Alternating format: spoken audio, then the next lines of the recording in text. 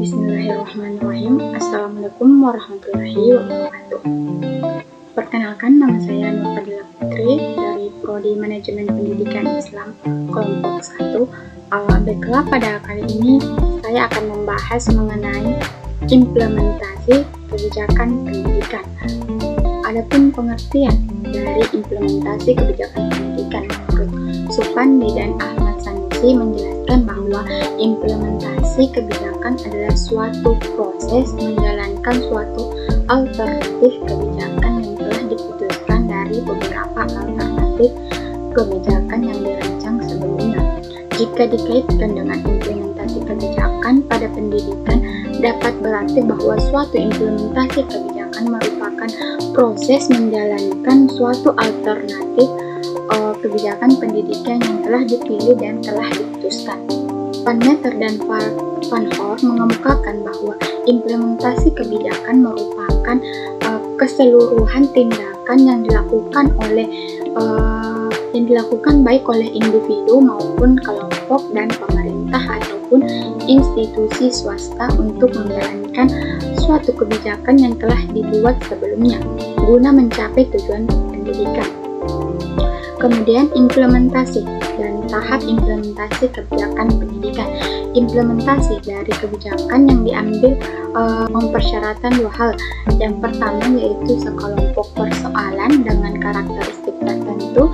Kemudian yang kedua yaitu implementasi dari karakteristik pembuatan kebijakan sebagai suatu proses. Jika dilihat dari sudut pembangunan pendidikan, maka implementasi kebijakan pendidikan adalah upaya peningkatan taraf mutu kehidupan bangsa dalam mengembangkan kebudayaan nasional karenanya dalam pengambilan keputusan selalu ditemukan problem ataupun masalah.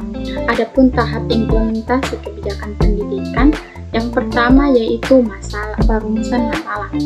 Menganalisis keadaan atau kondisi tertentu yang menimbulkan suatu masalah dan merumuskan beberapa alternatif kebijakan yang dapat memecahkan masalah tersebut. Kemudian yang kedua yaitu peramalan. Peramalan ini merupakan suatu proses perumusan beberapa alternatif kebijakan untuk memecahkan suatu masalah. Alternatif kebijakan yang telah dibuat kemudian diprediksi mengenai konsekuensinya jika diterapkan di masa yang akan datang untuk memberikan informasi tentang masalah selanjutnya yang akan timbul. Kemudian yang ketiga yaitu rekomendasi kebijakan.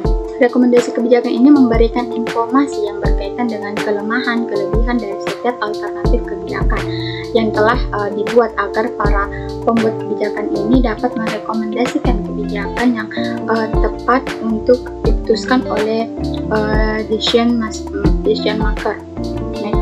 Kemudian yang keempat yaitu monitoring kebijakan. Monitoring kebijakan ini kebijakan yang telah dipilih kemudian diputuskan dan dilaksanakan.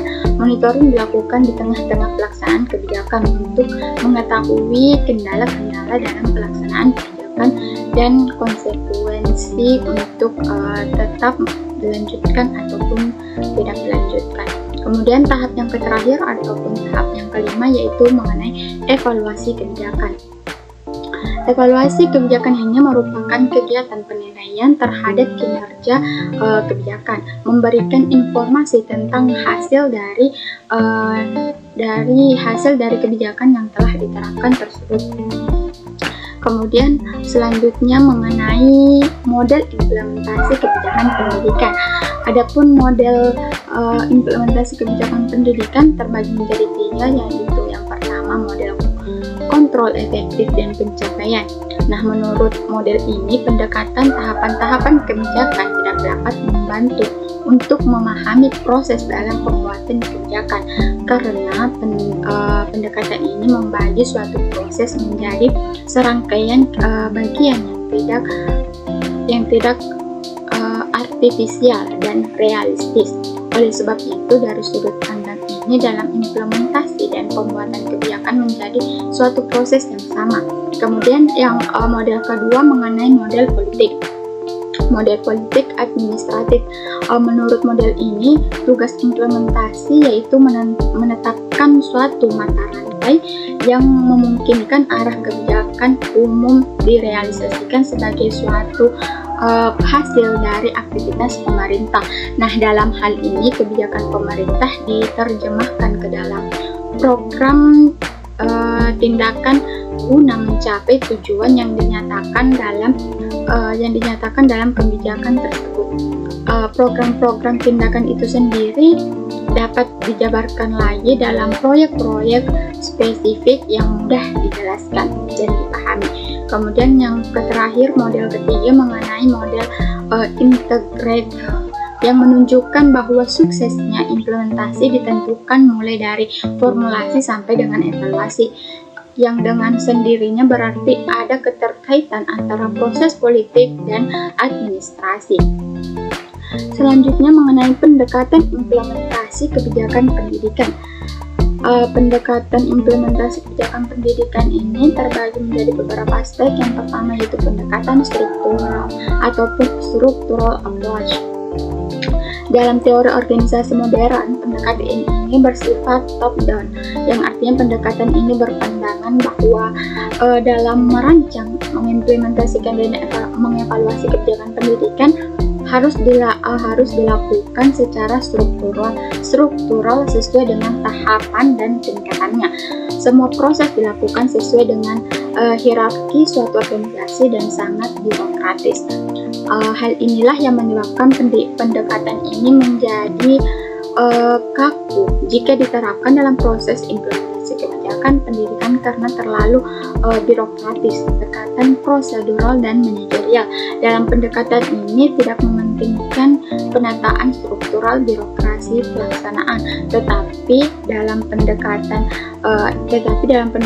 ini lebih kepada proses pengembangan prosedur yang relevannya dan teknik-teknik yang dirancang dengan tepat. Pendekatan ini membutuhkan beberapa peralatan canggih untuk mengimplementasikan suatu kebijakan pendidikan. Kemudian pendekatan yang ketiga yaitu pendekatan perilaku. Pendekatan ini meletakkan perilaku manusia sebagai pelaksana dari seluruh kegiatan implementasi kebijakan. Implementasi kebijakan pendidikan akan berjalan dengan baik bila perilaku manusia dengan semua sifat-sifatnya juga dikategorikan baik. Kemudian pendekatan selanjutnya, pendekatan politik. Pendekatan ini menekankan pada faktor-faktor politik yang berkuasa dalam memperlancar dan menghambat proses implementasi kebijakan pendidikan. Implementasi kebijakan pendidikan harus mempertimbangkan realitas politik. Kemudian yang mengenai faktor penentu implementasi kebijakan. Faktor penentu implementasi kebijakan terbagi beberapa faktor, yaitu faktor yang terletak pada rumusan kebijakan, faktor yang terletak pada personil pelaksana, dan faktor yang terletak pada sistem organisasi pelaksana. Nah, saya akan menjelaskan mengenai faktor yang pertama, yaitu faktor yang terletak pada rumusan kebijakan yang telah dibuat oleh para pengambil keputusan. Jika menyangkut kalimatnya jelas atau tidak, sasarannya tepat atau tidak, mudah dipahami atau tidak, mudah diinterpretasikan atau tidak, dan terlalu sulit dilaksanakan atau tidak. Nah, itulah faktor yang terletak pada rumusan kebijakan yang telah dibuat oleh pengambil keputusan itu sendiri. Kemudian faktor yang terletak pada personil pelaksana, yakni faktor yang menyangkut tingkat pendidikan, pengalaman, motivasi, komitmen, kesetiaan, kinerja, kepercayaan diri, kebiasaan-kebiasaan, serta kemampuan kerjasama dari para pelaku pelaksana kebijakan.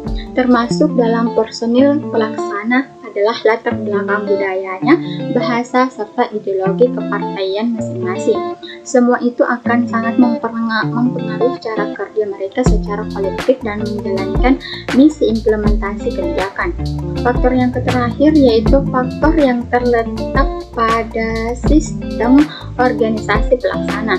yakni menyangkut jaringan sistem, hierarki kewenangan masing-masing peran, model distribusi pekerjaan, gaya kepemimpinan dari pemimpin organisasinya, kemudian aturan main organisasinya, target masing-masing tahap yang telah ditetapkan, model monitoring yang biasa dipakai, serta evaluasi yang akan dipilih. Baiklah, mungkin itu saja yang sempat saya sampaikan sempat saya menjelaskan mengenai implementasi kebijakan pendidikan ini. Mohon maaf apabila ada kesalahan. Wabillahi taufiq wal hidayah. Wassalamualaikum warahmatullahi wabarakatuh.